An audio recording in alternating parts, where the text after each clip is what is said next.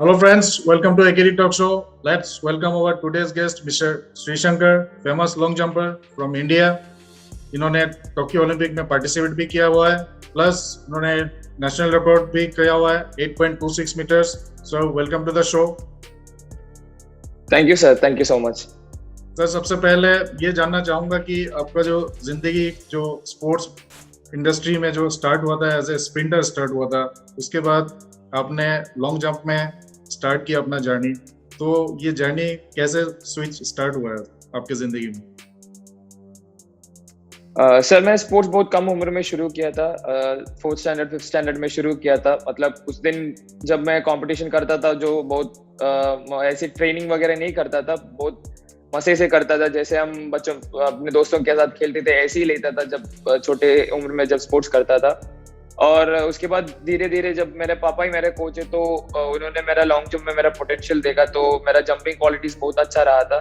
तो इसीलिए मैं धीरे धीरे लॉन्ग जंप पे शिफ्ट किया. स्प्रिंट इवेंट्स भी करता हूँ, पर ज्यादा ध्यान अभी तो लॉन्ग जंप में ही दे रहा हूँ.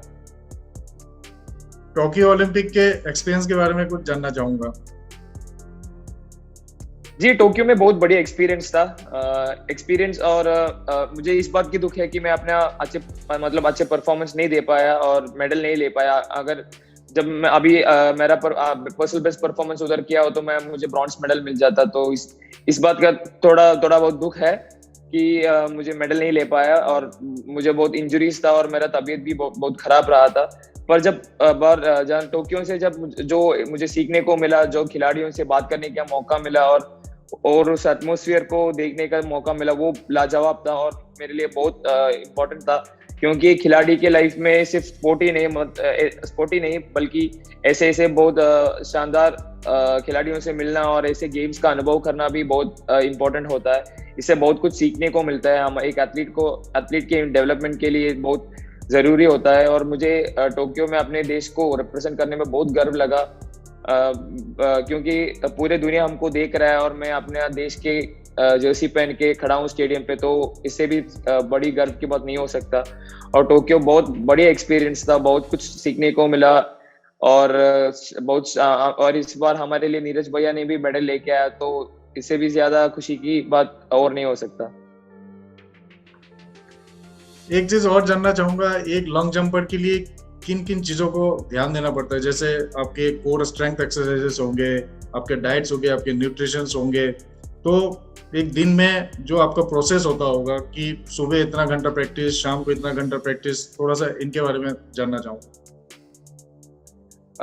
ज्यादातर मुझे सुबह हफ्ते में एक या दो या मैक्सिमम 3 बार ही सुबह ट्रेनिंग होता है.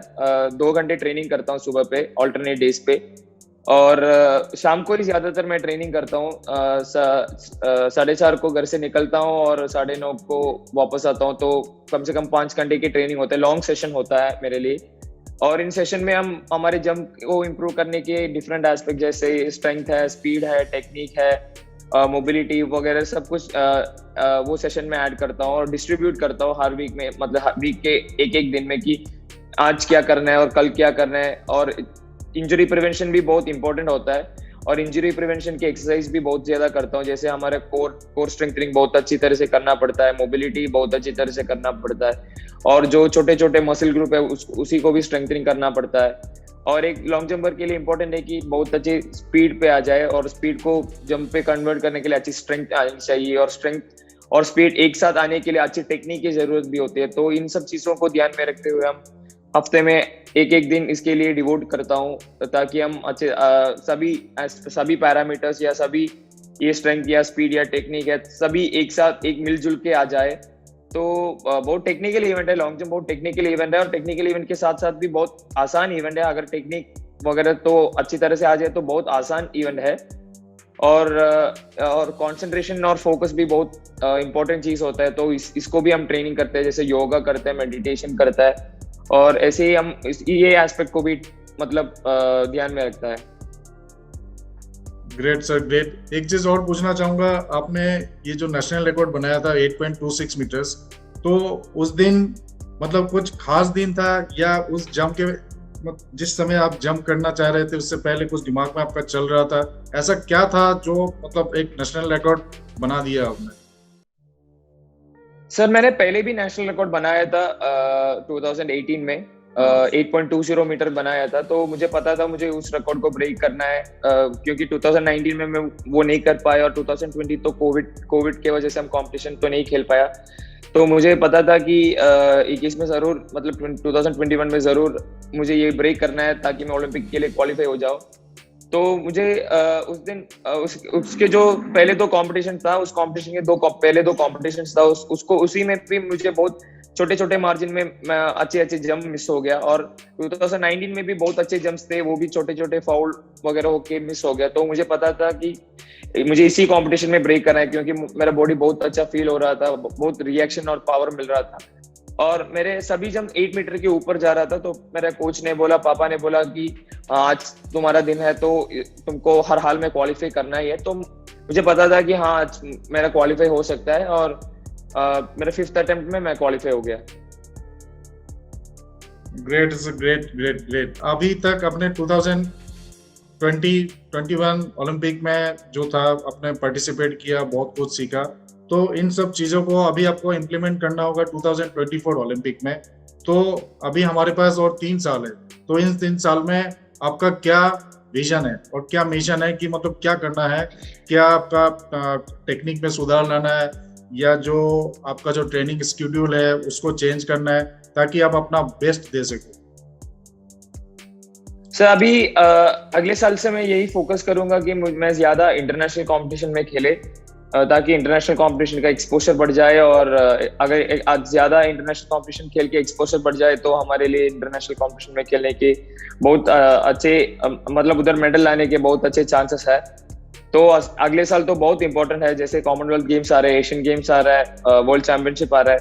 तो मेरा यही फोकस है कि मैं सभी कॉम्पिटिशन में अपने देश के लिए मेडल लाऊं, ताकि मैं 2024 ओलंपिक के लिए बहुत अच्छे प्रिपेयर रहूं। मतलब हमारे कॉन्फिडेंस भी बहुत अच्छा जाता है, अगर हम ऐसे बड़े बड़े टूर्नामेंट्स में मेडल लाए जाए तो हमारे कॉन्फिडेंस तो और बढ़ जाता है। तो मेरा फोकस अगले साल पे बहुत फोकस्ड है, बहुत इंपॉर्टेंट ईयर है अगले साल, यही बहुत इंपॉर्टेंट कॉम्पिटिशन्स है। तो उसके साथ साथ मैं डायमंड लीग जैसे बड़े बड़े कॉम्पिटिशन में पार्टिसिपेट करना चाहूंगा, और ऐसे ही मैं 2024 के लिए प्रिपेयर कर रहा हूँ। ग्रेट, आपसे बात करके बहुत अच्छा लगा, बहुत कुछ सीखने को मिला, बहुत कुछ जानने को मिला। तो दोस्तों, मैं एक चीज और बताना चाहूंगा इनके बारे में, अगर आपको जानना है तो विकिपीडिया में जाके आप इनके बारे में जान सकते हैं, बहुत फेमस है। Wish you all the best for the upcoming events and all your future assignments के लिए। हम सब प्रे कर रहे हैं कि आप इंडिया के लिए इतने सारे मेडल्स लेके आओ और इंडिया को और ज्यादा प्राउड कीजिए। Thank you sir, thank you so much. Thank you. तो दोस्तों, आज ये जो कंटेंट है यहीं पे खत्म करना चाहूँगा। आगे आने वाले समय में ऐसे ही कंटेंट्स में लेके आऊँगा। तो अगर आपको ये कंटेंट अच्छा लगा तो प्लीज़ लाइक, शेयर, कमेंट और सब्सक्राइब कर दीजिएगा। Till then, stay tuned for the upcoming videos.